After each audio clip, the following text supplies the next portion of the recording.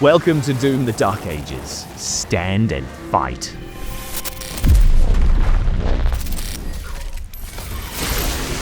On a beautiful sunny day in March, I managed to make my way over to Sydney because Tasmania doesn't have access to Doom.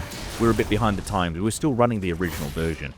Funny, there, in a darkened room lit up with red LEDs, much like this, I got to sit down and strap into the boots of the Doom Slayer and just see what happens when you get medieval on demonic asses.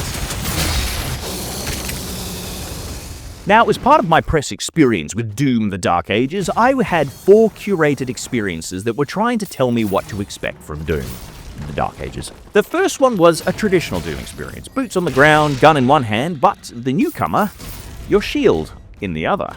Now, the Saw Shield, from all the media that you've seen surrounding it, it's basically Captain America's shield, but with serrated teeth, which, holy shit, that's metal as fuck. And how does it impact the gameplay? Well, straight off the bat, it's a shield, so you can use it to shield stuff. If you hold it up, you can use it to reduce incoming damage, mostly from people who are hitting you or from ranged attacks, which move at a leisurely pace so you know that they're coming. But the twist comes when you're dealing with something that's green in color. If a projectile's green, and you do a quick block right at the moment it's about to strike you, you knock it back and return it to sender. If an attack coming from a big monster is green and you do it at just the right moment, you basically do a big rebuke and then you get a counterattack. It's sick. It means that your moment-to-moment gameplay is centered around the advice that was given to me at the start of the session. Stand and fight. Whereas Doom Eternal sort of leaned into the movement shooter category and had you flying around the place like you're a member of the Flying Graysons or, I don't know, a domesticated gibbon, Doom the Dark Ages wants you to put your feet on the ground, lean into the face of whatever's in front of you, and headbutt them in the teeth. That isn't to say that there's no movement in Doom the Dark Ages. Oh my god. While you might not have the dash that you're familiar with, instead you get this ridiculous shield charge, where you can basically focus on a particular unlucky nerd and just rock it into them face first. This is your way of getting around a battlefield quickly, picking victims and slamming them. By doing this, you rapidly get around the place. You can still run, you can still jump, but my god, the feeling of becoming a Slayer missile is absurdly cool. The other side of it is maybe you don't want to rapidly go over to that particular thing. It might be a nasty enemy you don't want to deal with. In that case, chuck your Saw Shield at them, and lesser enemies are cleft in twain, whereas larger enemies have it burrow into their chest because the saw blades are spinning. Yeah, just let that visual sit for a minute. Yeah, that's the stuff. With as fun as the shield play is, it took me a moment to remember that this is a first-person shooter, so I got back into the gunplay, and I mean, they're all here. There's some cool plasma guns. It's a Doom game. The super shotgun is back, and with a shield in one hand and a shotty in the other, that feels right at home to me. There's a couple of really fun guns, like one that's literally a ball and chain launcher. Yeah. And a nifty thing is that a lot of the upgrades that you find within the game are based around sort of tweaking how these weapons work to make things more interesting from moment to moment. So, finishing the first press level meant that I was stepping into some different shoes, and the second level put me into the cockpit of an Atlan. Now, if you've seen previous modern Doom games, you've seen these absolutely colossal mechs, like they're the size of buildings, but you've never got to play in one of them? Until now, that is. And so what happens is that there's this unique gameplay experience where you effectively Pacific Rim your way through demonic hordes, and of course, that doesn't mean that you're just stepping on them like ants. There's suitably colossal demons for you to rocket punch in the face. Now, while this is fun, it is a very, very directed experience. You sort of meander from one place to another, doing these massive hits with your bus-sized fists, and if you dig that, you'll dig that, but I question how it'll fit into the campaign, whether it's like a unique specific level of the game, or whether it's a couple of times that you do it. It never really grew into anything more than me wanting to really listen to the Pacific Rim soundtrack and just keep belting these massive demons. The next level, however, introduced me to the Cyber Dragon. And yeah, I know, it just sounds like I'm putting cool words together, but that's literally what Doom is. This entire section feels like it was just made to live at home on a heavy metal album cover, and that's fine. Lots of games have had some kind of flying section put into them. Lots of games have had a really mediocre flying section put into them. But in Doom the Dark Ages, they've made sure that this is actually quite fun and fits in with what you're doing. So straight off the bat, your Cyber Dragon is an absolutely epic piece of kit. It blasts through the skies, it has VTOL wings, it shoots things. Awesome. But when you're shooting things, you can deploy into a separate focus mode where you basically hover in the air, and this means it's easy for you to target things. And so, what do you fight during this section?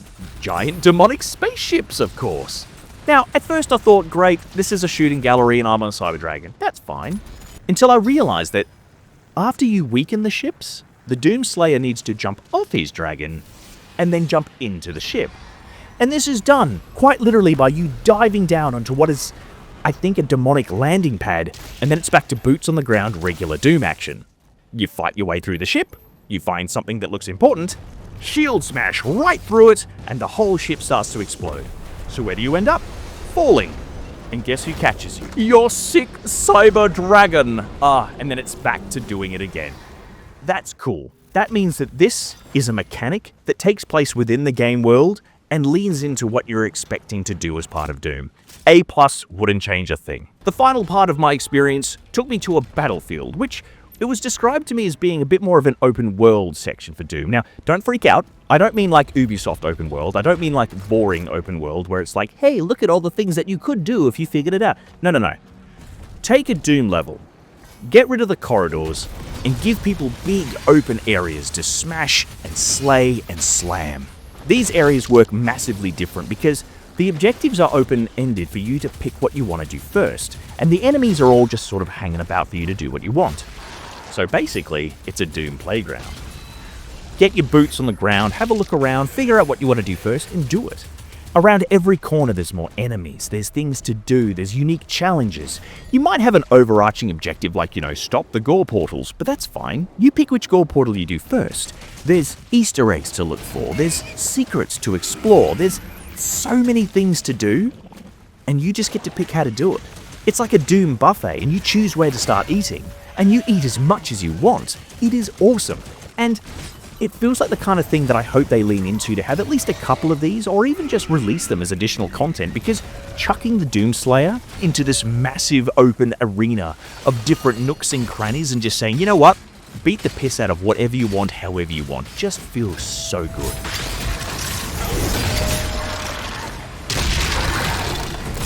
So let's be honest, I went into this already pretty excited about Doom the Dark Ages because as much as I liked Eternal, I really wanted it to sort of slow down a little bit. But the beautiful thing is that Doom the Dark Ages, it doesn't slow things down, it just redirects the action. Instead of you flying through the air and doing trapeze, you're on the ground, zooming and zipping about with a shield and slamming it in people's faces or throwing it into their guts. Then you have these massive meaty weapons that just paste people.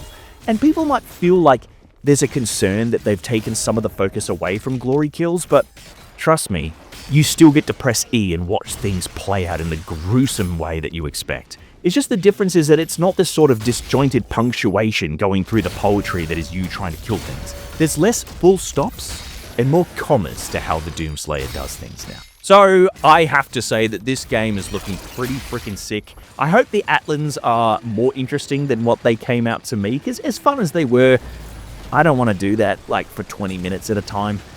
The Dragon, absolutely phenomenal, and just the generic Doom experience is wicked. If you are interested, I'm saying I'm cautiously optimistic, but all I'm saying is the same advice given to me is the advice I will give to you. Stand and fight.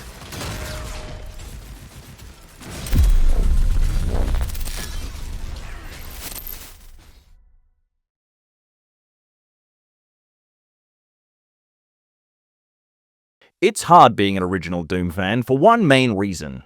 If you were there when Doom first hit the shelves and took over basically every device with an input key, you probably have knee problems, and you likely need to see your doctor about having a prostate checkup. I don't make the rules, it's just the way it is, and I'm one of those people, so you can't really be mad at me.